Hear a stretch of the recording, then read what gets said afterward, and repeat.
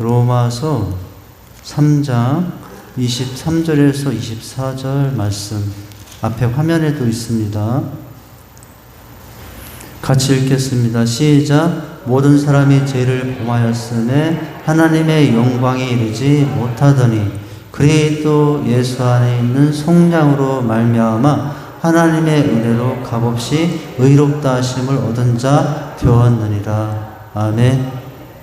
자, 유인물을 보시면 오늘 웨스트민스터 소요리 문답 제32문과 제33문을 이제 하게 됩니다. 제32문의 소요리 문답의 내용은 지난 시간에 이어서 하게 됩니다. 소요리 문답 제32문과 제33문은 연결된 내용으로서 제31번과 제32번의 총체적인 내용을 제33번부터는 강론으로 들어가서 세부적으로 보는 내용으로 되어 있어요. 여러분 한번 초록색 질문부터 한번 보실까요? 이제 제32번의 초록색 질문과 유인물의 맨 밑에 있는 제33번의 초록색 질문을 보면 내용의 흐름을 이제 얼마든지 파악할 수 있게 되죠. 오늘 우리가 성경 말씀을 읽지 않았습니까? 모든 사람이 죄를 범하였으며 하나님의 영광에 이르지 못하던, 이게 우리예요. 근데 거기서 끝나지 않았죠. 못하더니에서 끝나지 않고 누구 안에 있는 속량으로, 그리스도 예수 안에 있는 속량으로 말미암아 무엇으로? 은혜로 값없이 무엇을 얻었다 하십니까? 의롭다 하심을 얻었다 하는 내용이에요. 이게 참 우리에게 베푸신 은혜 중에 은혜, 축복 중에 축복이라고 할 수 있습니다. 우리가 은혜를 생각하면 무병장수 이제 유명해지고 부자가 되고 높은 자리에 올라가고 그런 은혜로만 생각하는데요. 그것도 은혜고요. 그런 은혜도 많이 있기를 소망합니다. 그러나 그것만이 아니고 진짜 은혜가 무엇인가를 오늘 말씀을 통해서 확인할 수가 있어요. 아, 이것도 은혜인가? 이것도 은혜고요. 이것만큼 좋은 은혜가 없다는 것을 오늘 말씀을 통해서 확인하게 되는 내용입니다. 내가 높은 자리에 올라가는 것보다, 내가 유명해지는 사람보다, 내가 힘 있는 사람이 되는 것보다, 내가 부자가 되는 것보다 더 큰 하나님의 은혜와 축복이 있는데 오늘 값없이 의롭다 하심을 얻는 복받은 사람이 되는 것이죠. 자, 그렇다면은 제가 아까 말씀드린 대로 초록색 제32문 질문과 밑에 있는 초록색 제33문 질문을 한번 읽어보도록 하죠. 자, 제32문을 읽겠습니다. 시작. 효과적으로 부르심을 받은 자들은 이 세상에서 어떤 유익들에 참여하게 됩니까? 자, 이 칭의와 양자됨과 성화로 누리게 된 은혜에 대해서 32문에 이제 내용이 언급이 되어 있고, 맨 밑에 제33문 이제 강론에 해당되는데 제33문 짧은 질문이지만 한번 읽어볼까요? 시작. 칭의, 의롭다 하심이란 무엇입니까? 라는 내용이에요. 이제 우리가 칭의에 대해서, 양자됨에 대해서, 성화됨에 대해서 이제 33번부터는 또 구체적으로 살펴보도록 하게 될 텐데, 자, 아직 32번이 끝나지 않았습니다. 자, 32번으로 다시 제 맨 위로 돌아가서 효과적으로 부르심 받은 자들은 이 세상에서 어떤 유익을 참여하게 되는가? 세 가지라고 했어요. 여기 보면 뭐냐면 칭의와 양자와 성화예요.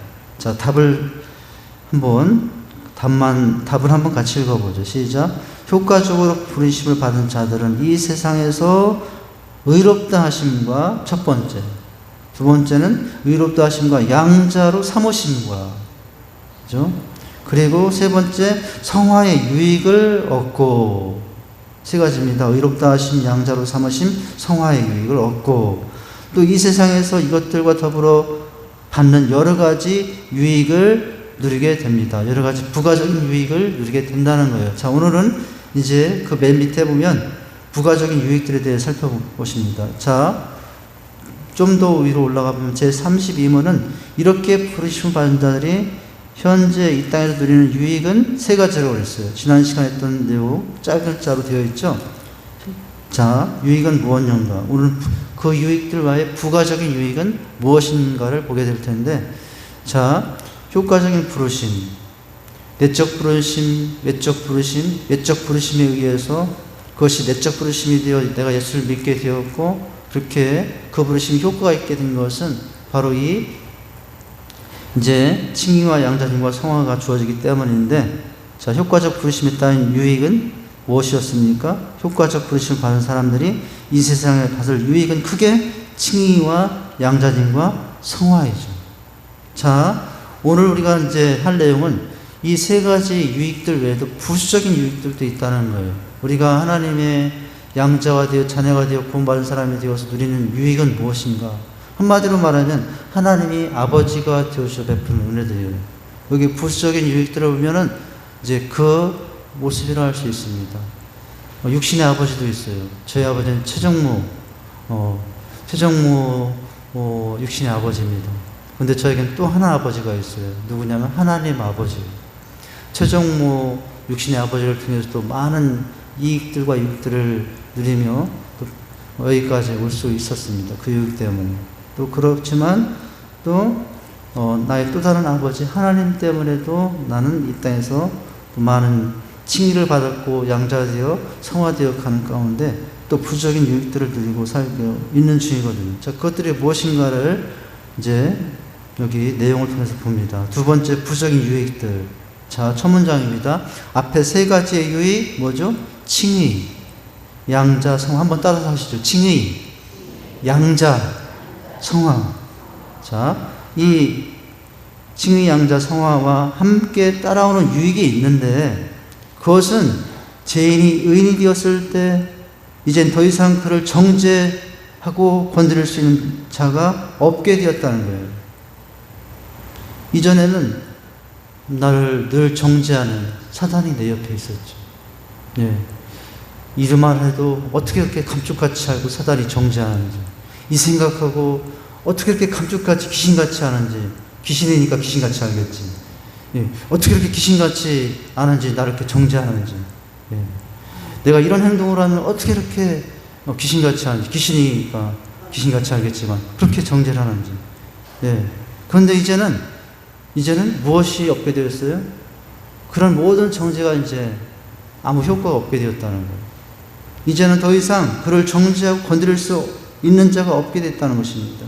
우리의 대적 마귀조차도 더는 그를, 이제 나를 정죄할 수 없게 되었다는 게 하나님의 유익이에요. 물론 지금도 이제 끊임없이 내 양심을 통해서 또는 이제 끊임없이 정죄를 합니다. 고소하고 있어요. 지금도 역시 끊임없이 고소하고 있어요. 마치 검찰은 고소하는 역할을 하잖아요. 그죠? 검찰 있죠. 이제 판사는 판결하는 역할을 하고. 이제 그렇지만은 이 검찰의 역할이 사단인데 사단은 끊임없이 우리를 지금도 고소하고 있습니다. 하나님, 저 최 목사 이상한 생각했어요. 저 최 목사 하지 말아야 될 말을 했어요. 고소하고 있어요. 지금도 끊임없이 고소하고 있습니다. 고소는 하고 있지만 그러나 그 고소로 인해서 우리는 정죄되지는 않는다는 거예요. 자, 정죄할 수 없게 되었다는 것입니다. 여러분, 우물가의 여인, 이제 어떻게 했습니까? 모든 사람들이 죄인을 알고 돌을 던지려 했을 때 너희 중에 죄 없는 자가 돌로 치라 했더니 다 도망가 버리고 말았어요. 왜요? 죄 없는 자가 돌을 치려는데 돌아보니까 나도 죄인이에요. 저 여자도 죄인이지만 돌아보니까 나도 죄인이 돌을 던질 수 없다 해 다 돌아갔거든요. 이게 이제 여인이 받았던 은혜거든요. 근데 그 은혜를 우리도 누리고 있다는 거예요. 이제는 그 누구도 나의 죄됨에 대해서 돌을 던질 수가 없게 된 거예요. 왜냐하면 그리스도께서 그 죄를 담당했을 뿐만 아니라 이제 칭의와 양자님과 성화로 인해서 이제 의인의 모습으로 여김받고 있기 때문이었습니다. 자, 이때 우리는 하나님께서 나를 인정해 주셨다는 것을 확신하게 되고 그를 통해 참 평안을 누리게 되며 마음의 든든함을 얻게 되는 것입니다. 할렐루야. 예. 그러니까 우리는 죄인으로 태어나서 죄를 안 지을 수는 없지만 그 죄 가운데 늘 두려움과 하나님의 심판에 대한 두려움으로 늘 평안이 없었던 우리에게 여러분 이제 이런 칭의로 말미암아 모든 죄가 없이함을 여김을 받아서 이제 하나님의 양자로 살아가니 또 더 나아가서 성화되어 살아가니 우리는 평안하게 된 거예요. 자, 양자됨에서 따라오는 유익 한 가지를 예를 들 수 있습니다. 양자, 여러분, 양자 아십니까? 양자가 있으면 양녀도 있죠. 남자만 표현하는 게 아니라 우리가 양녀가 될 수도 있거든요. 양자가 될 수도 있어요. 그런데 우리는 누구의 양자가 되는 줄 아십니까? 누구의 양녀인 줄 아십니까? 하나님의 양녀가 되셨어요. 우리 하나님의 양자들이 되셨어요. 여러분, 배로 아파서 낳은 아들이 아닐지라도 법적으로는 모든 아버지의 모든 고난과 유익을 대물림 받는 게 양자의 위치예요. 우리도 마찬가지예요. 우리도 그 같은 은혜를 누리게 되었습니다. 근데 유익 한 가지를 예를 들 수 있는데, 여러분, 우리가 하나님의 양자가 되었으니 하나님은 나의 누가 되어주시는 거죠? 아버지가 되어주시는 것이거든요. 나는 하나님의 아들, 딸이 된 것이거든요. 이게 양자됨이에요. 근데 유익이 뭐죠? 마태복음 6장 26절에 자, 양자 되어 드리는 은혜입니다. 공중의 새를 보라. 심지도 않고 거두지도 않고 창고에 모아 들이지도 아니하되 너희 하늘 아버지께서 기르시나니 너희는 이것들보다 귀하지 아니하냐 라는 말씀을 통해서 볼 때 하나님께서 양자된 자를 다 먹이시고 입히신다는 것을 알 수 있습니다. 이게 칭의와 양자됨과 성화 가운데 주신 누리고 있는 부수적인 유익들이라고 할 수 있어요. 여러분, 공중의 새를 보래요. 공중의 새를 보면 여러분, 공중의 새가 땅에 밭 깔고 씨 뿌리고 열매 걷는 거 보셨습니까? 저는 한 번도 못 봤어요. 혹시 보신 분 한번 손 들어보세요. 공중에 나는 새가 씨를 뿌리고 거름을 주고 풀면서 열매를 맺습니까? 우리 사택에 가면 지금 가지도 열려있고 고추도 열려있고 그 우리 김순욱 권사님이 주신 그 오이도 근데 그 오이가 왜 이렇게 잘 열리는지 모르겠어요. 오이는 또 왜 이렇게 큰지 모르겠어요. 정말 대단한 오이를 만났어요. 처음에는 이제 그 일반 농약사에서 산 씨도 뿌렸는데 그거는 우리가 흔히 시장에서 볼 수 있는 오이가 주렁주렁 잘 달리더라고요. 그런데 우리 김순욱 권사님이 준 씨앗들은 이게 한 달이 가도 안 열리고 꽃만 피더라고요. 꽃만 피고. 그런데 어느 순간 보니까 거기에 이 가지가 휘어져 가지고 땅에 떨어질 정도로 주렁주렁 달리더라고요. 지금 무슨 얘기를 하다가 이 얘기를 하고요. 이제 공중에 나는 새를 보라. 먹이지도 않고 기르지도 않는데 이제 그렇게 창고에 모아들이지도 않아야 돼. 하늘에 계신 아버지께서 공중에 새는 또 기다리는데 심지어 누구든 양자된 너일까 보냐는 거예요. 할렐루야. 하나님의 자녀된 너일까 보냐 이렇게 말씀하고 있죠. 그래서 여러분 이제 그러시니 여러분 공중에 나는 새를 먹고 입히셨던 하나님 지금도 누구를 먹이시고 입히신다고요? 우리를 먹이시고 입히신다는 거예요. 여러분 오늘도 점심 맛있게 먹었습니까? 예, 누가 준비해 주신 거예요? 하나님이 준비해 주신 거예요. 여러분 오늘 입고 옷은 옷들을 보니까 참 어떻게 이렇게 한 사람도 똑같지 않고 다양한 색깔로 그렇게 체형에 맞게 너무나 멋있게 입고 있는지 모르겠는데 이 옷 누가 입혀주셨어요? 하나님이 입혀주셨어요. 할렐루야. 여러분 하나님이 입혀준 제 옷 어떻습니까? 멋있습니까? 감사합니다. 빈말이라도. 저도 이렇게 이게 뭐냐? 이게 부수적 유익들 중에 한 가지라는 거예요. 부수적 유익. 자, 마지막 문장 보면 이렇습니다. 우리가 세상을 살아가면서 여러 가지 시험, 여러 가지 염려와 걱정이 있을지라도 그는 무엇이 되신 하나님? 아버지 되신 하나님을 믿음으로 만족하며 살 수 있게 되는 것입니다. 왜냐하면 하나님께서 먹이시고 하나님께서 입히시고 모든 염려, 근심, 걱정을 해결해 줄 것이기 때문입니다. 할렐루야. 자, 이게 이제 유익의 제 30분의 이제 효과적 부르심에 따른 유익, 칭의와 양자와 성화, 그리고 부수적 유인들에 대해서 이런 은혜로 살고 있다는 사실을 살펴봤습니다. 그렇다면은 이 제 30분에 대한 이 내용과 관련된 적용인데 구원은 현재적이라는 겁니다. 두 번째, 삶 속에서 나타나는 증거를 확인해야 된다는 거예요. 세 번째, 구원의 확신과 감사의 삶을 살아야 한다는 거죠. 적용 세 가지죠. 괄호 1번, 구원은 현재적이라는 거예요. 이렇게 이제 외적 부르심을 통해서 내적 부르심에 되게 하셔서 하나님의 자녀가 되어 이 세 가지의 유익들을 누리고 부수적도 유익도 누리고 있는데, 여러분, 이것은 천국 가서만 누릴 내용들이 아니라 이미 이 땅에서부터 이제 이렇게 구원받은 자로서 지금도 누리고 있다는 거예요. 우리는 이미 의롭다 하심을 얻었고, 여기 중요한 단어는 이미라는 단어예요. 이미. 제가 이미라는 단어를 괄호를 안 쳤는데, 의롭다 하심을 앞으로 얻을 것이다? 아니고요. 이미 얻었다고요. 이미. 여러분, 옆에 있는 분들 다 이미 의롭다 하심을 입은 사람들이에요. 의롭다 하심을 얻었고, 이미 하나님의 자녀가 되었으며, 거룩하게 변화되고 있습니다. 신자는 성도는 단순히 죽어서 천국 가는 것이 아니라 지금 이 땅에서부터 하나님 나라를 누리며 삽니다. 라는 거예요. 성경에 보면은 너희는 하나님 나라로 이미 옮겨진 자들이라 라고도 하셨죠. 두 번째 유익은 뭡니까? 삶 속에 나타난 증거를 확인해야 됩니다. 내가 하나님의 자녀라면 말씀에 대한 사모함, 기도의 삶, 죄를 미워하는 태도, 성의 열매가 점점 더 맺히는지 살펴보아야 합니다. 라는 거예요.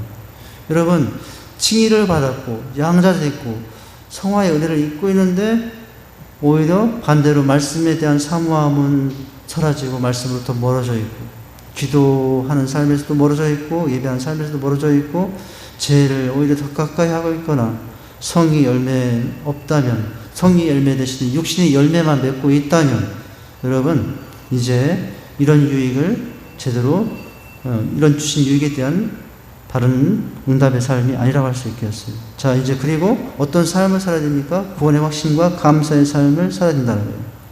칭의와 양자됨, 성화의 은혜, 이 세 가지예요. 한번 따라서 하십니다. 칭의, 양자, 성화. 자, 이게 은혜는 우리의 행위가 아니라 하나님의 은혜로 주어진 것입니다. 그러므로 교만하지 않고 늘 어떻게 하며 감사하며 이 은혜를 다른 이들에게 전해야 합니다. 여러분, 내가 아무리 많은 선행을 하는들, 아무리 돌을 많이 땄는들, 아무리 예배를 많이 드린들, 아무리 많이 기도한들 구원을 얻을 수는 없어요. 그렇게 하는 것은 구원받은 은혜 때문에 예배하는 것이고, 구원받은 은혜 때문에 기도하는 것이고, 구원받은 은혜 때문에 전도하는 것이지, 구원받기 위해서 예배하는 것이 아니고, 구원받기 위해서 기도하는 것이 아니고, 구원받기 위해 전도하는 게 아니에요. 반대예요.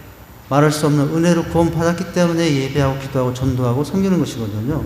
그게 우리의 이제 삶의 순서거든요. 그러니 여러분, 이걸 생각하면 감사할 수밖에 없어요. 감사하니 여러분 그 삶을 하지 않을 수가 없어요. 할렐루야. 자, 적용이었습니다. 이제 제 33문으로 넘어가죠. 자, 이제 31문과 32문에서 이 칭의와 양자와 성화에 대한 총론을 다뤘다면, 이제는 제 33문부터는 하나씩 더 자세하게 살펴보는데, 제 33문은 첫 번째 칭의에 대해서 알아보죠. 칭의가 뭐냐? 용어가 좀 어렵잖아요. 그 질문에 보면 의롭다 하심이라고 되는데, 의롭다 하심이라고 해도 어려워요. 자, 그 내용이 뭔가를 보죠. 답은, 자, 의롭다 하심이란 무엇인가? 칭의란 무엇인가? 이런 보라색 글자에 답이 있죠. 자, 칭의, 의롭다 하심이란 뭘까요? 하나님의 어떤 은혜 행위로? 값없는 은혜 행위예요. 값을 치르는 게 아니에요. 값을 내는 거예요. 여러분, 구원받는데 얼마 냈습니까? 구원받는데 9원 냈나요? 예, 구원받는데 10원 냈나요? 예, 구원받았으니까 9원만 내지. 나는 9원을 드렸나요? 그런데 여러분, 구원받는데 9원을 드렸습니까? 90만 원도 안 드렸어요. 900만 원, 9억을 드려도 못 받을 구원을 받았는데, 이게 뭐로 받은 거예요? 값없는 은혜로 받은 것입니다. 자, 하나님의 값없는 은혜의 행위로서 하나님이 우리의 모든 죄를 용서하시고, 나는 억만가지 죄악에 있거든요. 근데 그 모든 죄를 다 용서하셨어요. 용서하시고, 그뿐만 아니라 그 다음에는 자기 앞에서 우리를 의롭다 여겨 받아주시는 것인데, 여기 여긴다는 단어 중요해요. 여기다. 여러분, 누군가를 우리가 혹시 여겨주는 사람이 있습니까? 어떤 사람이 이렇게 해도 이렇게 여겨주고, 저렇게 해도 좋게 여겨주고, 예, 좋은 건 더 좋게 여겨주고, 안 좋은 것도 좋게 여겨주고. 여러분, 그런 사람이 있나요? 내 자식인가요? 아내인가요? 남편인가요? 누굽니까? 되게 여겨주시는 분들이 누구예요, 도대체? 예. 그런데 여겨준다는 것은 어떤 의미가 있죠?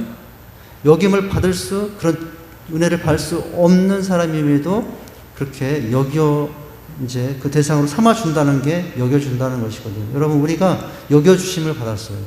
하나님으로부터. 내가 그럴 대접을 받은 사람이 아닌데 여겨주셨다고. 이게 은혜거든요. 자기 앞에서 용서하시고 자기 앞에서 우리를 의롭게 여겨 받아주시는 것인데, 다만 그리스도의 의를 우리에게 전가시켜주시고 우리는 오직 믿음으로 그 의를 받게 되는 것. 이게 칭이야. 칭의. 여러분, 우리가 의를 받았는데, 의를 여기는 받는데 누구 의를 받아요?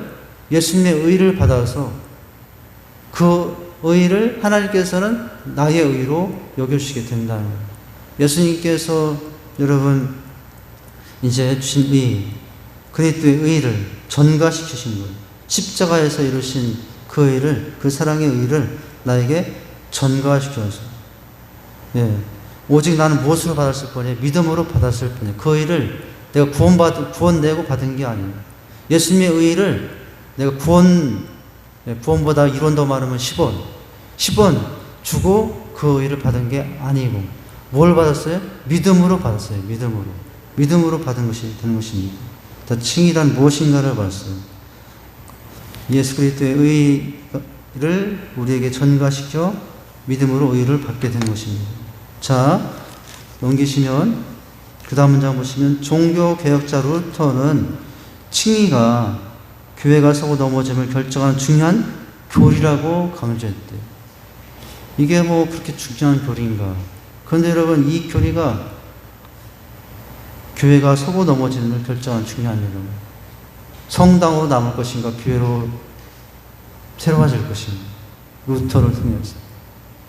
이게 거기까지 관련이 돼요. 이 칭의에 대한 교리가 달라지면 교회는 여전히 성당의 모습으로. 그러나 이제 이 칭의 새로운 개념을 받음으로 이제 교회가 되게 되는 거죠. 교회가 서고 넘어짐을 결정하는 중요한 교리라고 강조했습니다. 당시 로마의 카톨릭은, 자, 성당이죠. 당시 로마의 카톨릭은 하나님의 값없는 은혜로 사람이 의로워지는 것이 아니라, 근데 이게 여러분 틀린 말인 거예요. 이게 맞는 말인 거예요. 은혜로 사람이 의로워지는 거예요. 근데 성당은, 카톨릭은 은혜로 사람이 의로워지는 것이 아니라 사람이 노력이나 성찬으로 의로워진다고 성당, 카톨릭은 주장하고 있죠. 의로워지려면은 많이 땀을 흘리고 노력을 해야 돼요.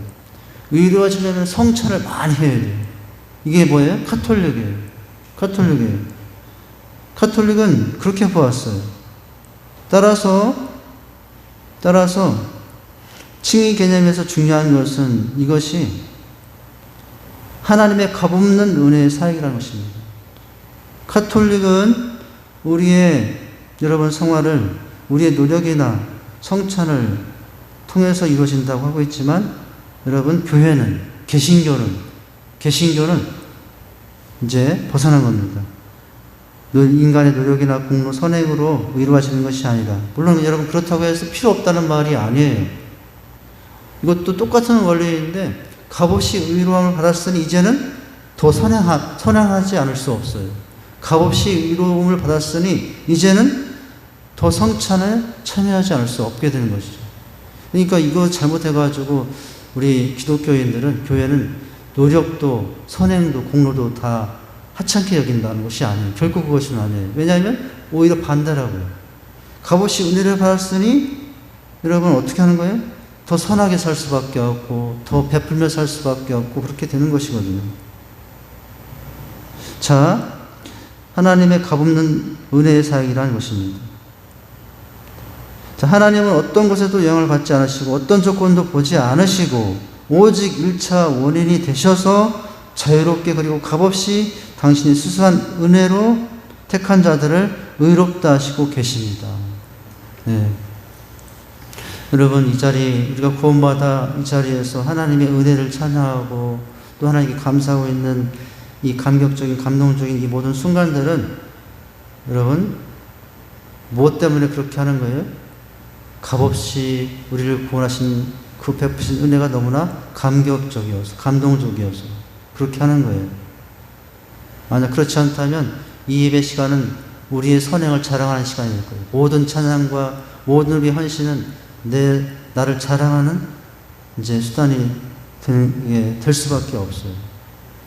자, 그 말씀이 로마서 3장 23절, 24절 읽었던 말씀에 있죠. 모든 사람이 죄를 범하였으며 하나님의 영광이 이르지 못하더니 이게 우리였어요. 그런데 그리스도 예수 안에 성령으로 말미암아 하나님의 은혜로 어떻게 값없이 의롭다 하심을 받았다는 거예요.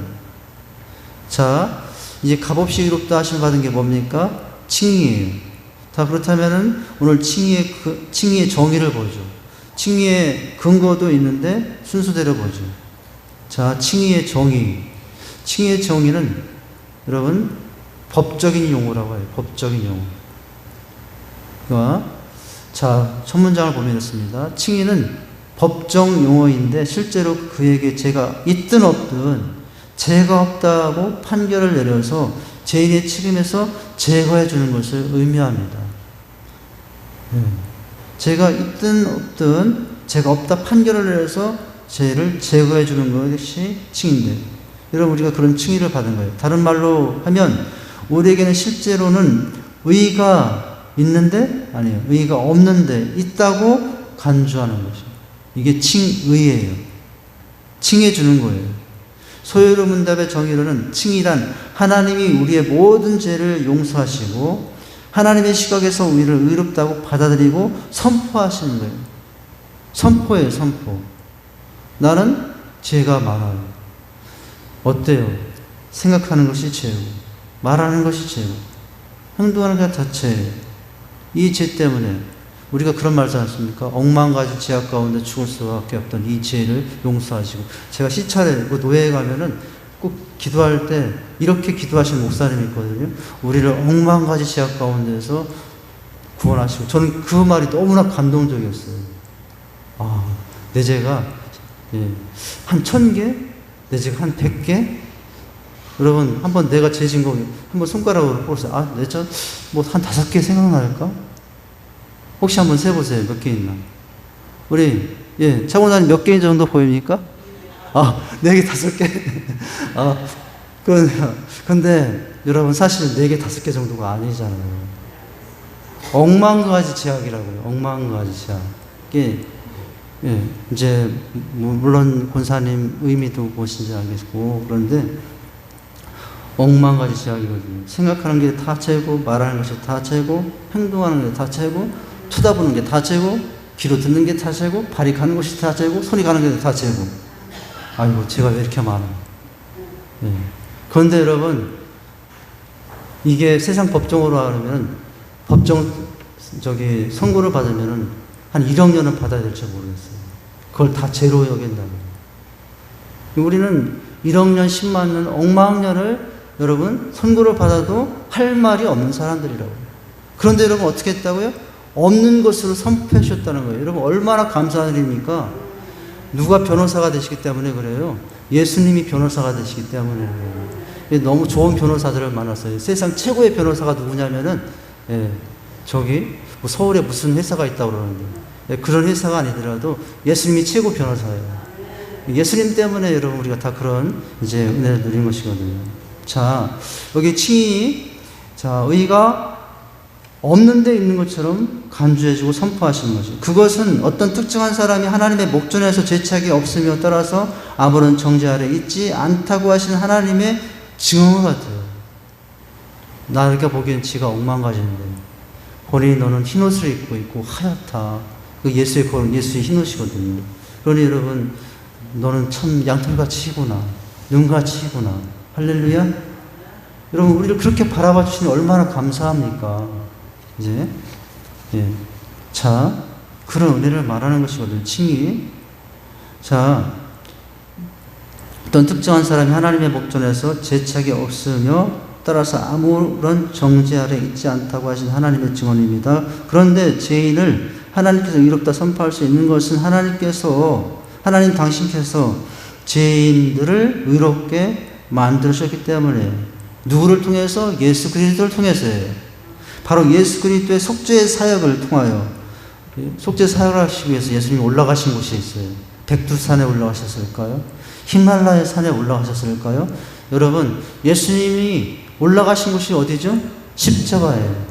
백두산에 올라가신 것도 아니고 히말라야에 올라가신 것도 아니고 십자가에 올라가심으로 말미암아, 물과 피를 다 쏟으심으로 말미암아 주홍 같은 우리의 죄가 흰눈같이 양털같이 되게 된 거예요. 위롭다 하심 만드시기 위해서 예수님께서 그렇게 하신 것입니다. 자, 바로 예수 그리스도의 속죄 사역을 통하여 완전한 의를 값없이 죄인들에게 입혀 주신 거예요. 예. 옆에 있는 분들에게 한번 인사해 주세요. 의의 옷을 입고 계시군요. 예. 믿음의 눈으로 봐야 돼요. 육신의 눈으로 보지 말고. 다 의의 옷이 입혀져 있어요. 예수의 흰 옷이 다 입혀져 있어요. 예. 그렇죠. 자, 이때 일어나는 사건을 이중전가라고 하는데요. 시간이 좀 가네요. 조금 가도 1번까지 마치는 게 낫겠어요. 자, 고린도 후서, 하나님이 죄를 알지도 못하신 이를 우리를 대신하여 죄를 삼으신 것은 우리로 하여금 그 안에서 하나님의 의가 되게 하려 하심이라 라고 부르십니다. 자, 이중전가. 첫째는 우리의 죄책과 정죄가 예수 그리스도에게 전가되는 거예요. 그런데 내가 이렇게 이렇게 된 것은 그냥 이루어진 것이 아니에요. 내 죄를 다 누가 가져가시기 때문에 그래요? 예수님이 가져가신 거예요. 전가하신 거예요. 여러분, 누군가가 내가 살인죄를 지었는데 그 살인죄를 대신 가져가 준다면 얼마나 감사한 일이에요. 내가 가늠죄가 있고 도둑 훔친 죄가 있는데 그 죄를 대신 가져가 주는 사람이 있다면 얼마나 감사한 사람이에요. 그런데 우리 예수님께서 그러셨다고.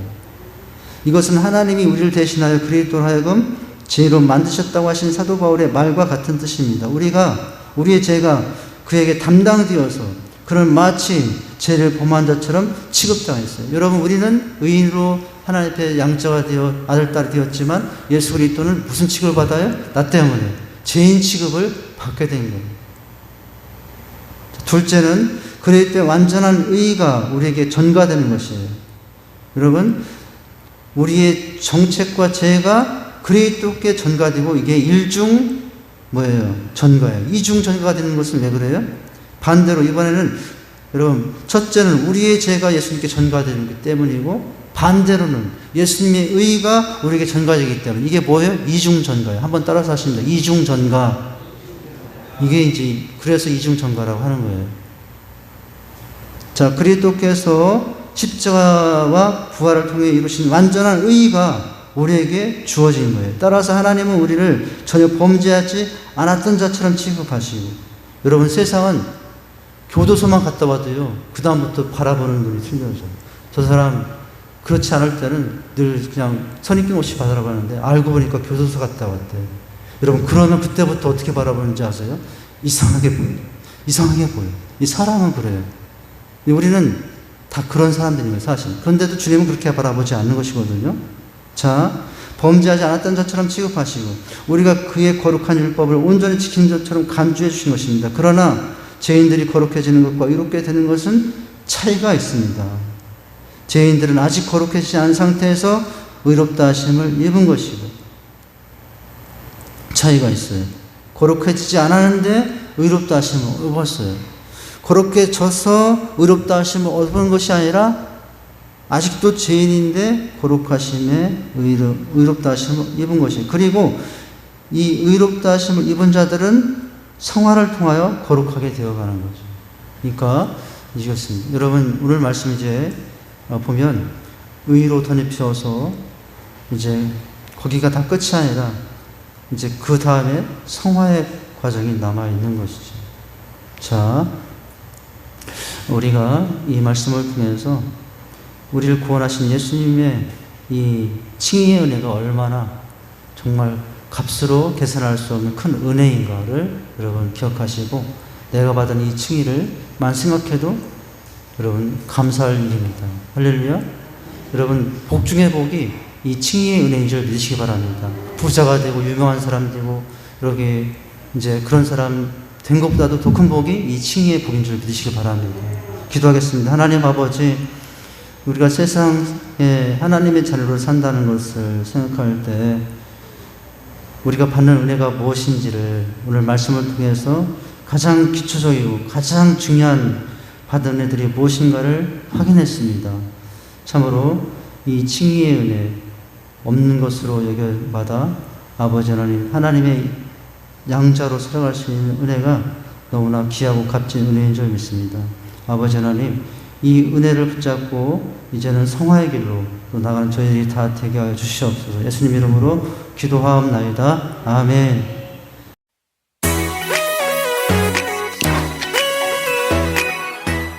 남태평양에서 밀려오는 산더미 같은 파도를 타고 넘는 윈드서퍼의 모습을 보면 실로 멋지고 감동적입니다. 이러한 장면을 보면서 느끼는 것은 우리의 영성의 길도 저러한 것이 아닐까 하는 생각이 들 때가 있습니다. 영성의 길이란 삶이라는 고통의 바다에서 산더미처럼 큰 고통의 파도가 밀려온다 할지라도 그 파도에 휘말리지 아니하고 그 파도를 타고 넘어가는 멋진 윈드서퍼가 되는 길이 아닌가 하기 때문입니다. 그렇다면 멋진 윈드서퍼가 되기 위해서는 어떠한 자세를 가져야 하겠습니까? 우선 두려움이 없어야 합니다. 파도를 보고 두려워하면 넘어집니다. 두려워하면 반드시 파도에 휘말려 버리고 맙니다. 둘째, 파도를 피하려 하지 말고 밀려오는 파도를 마주하여 이를 타고 넘어가야 합니다. 등을 돌리고 꼬리를 보이면 파도가 그를 삼켜 버립니다.